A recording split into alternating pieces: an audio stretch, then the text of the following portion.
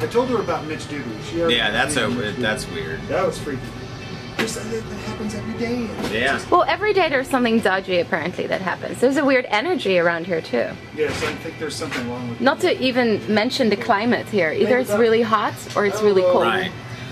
Yeah, that's true. You're right. And we had one guy who's an old electrician in here, and he used to he told my partner JP, ever since he was a little kid, because JP's about 6 years younger than me, but he always told him as a little kid, and JP used to tell me, he says, oh yeah, Brian, this guy named Brian, place is haunted, store's haunted. And he goes, and they go, well, how do you know? And he says, well, I was in here one night working on the electrical, and he saw a ghost. He said he saw a ghost, you know. So JP's telling me this, and Brian comes in one day, because JP's dad was here, so they were talking, and JP and I were talking.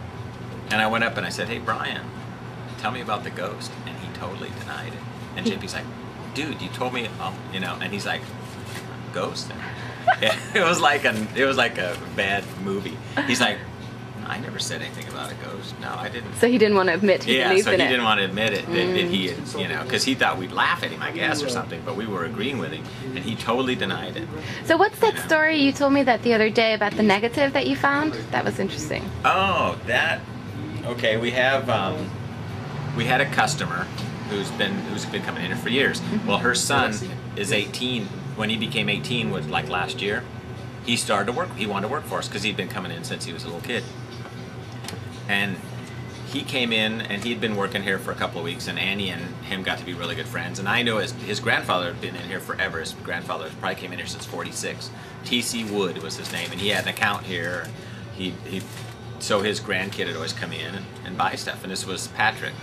And Patrick eventually came to work for us, and one day he was telling Annie, yeah, you know, we had thought we misplaced a customer's order, and he says, oh, I remember you guys lost one of my negatives. And we're like, we don't lose negatives.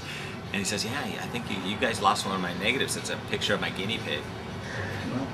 And so, of all the things, Annie's walking around the store that same day and finds the negative, right, was picking at this carpet for some reason to do something and saw something sticking up, and it was a negative. She pulled it out. It was his negative of the guinea pig. Oh my gosh.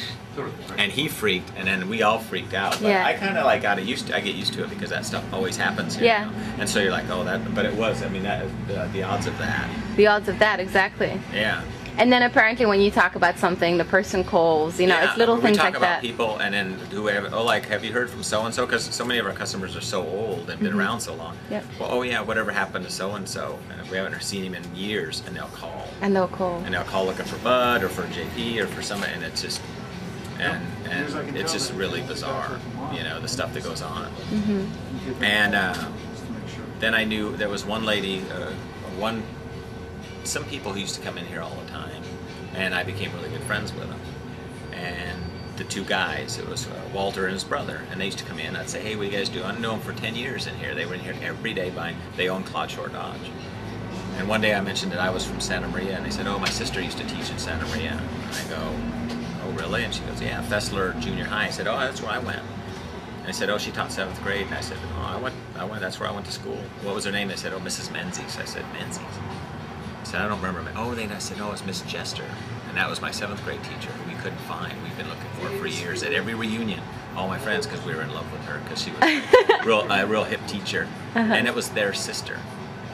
And I knew him for 10 years before I ever figured out. Unbelievable. And then I called her that day. I said, let me give her a call, because she knew us because we used to hang around her all the time. We were like in love with her. And I called her up that day, and it was her birthday. You know, it was happened to be her birthday the day that I found out. And I called her up. I said, happy birthday. She said, who is this? And I told her, and she's like, we just freaked out. And I said, I've known your brothers for like 10 years and didn't know, you know. Very creepy.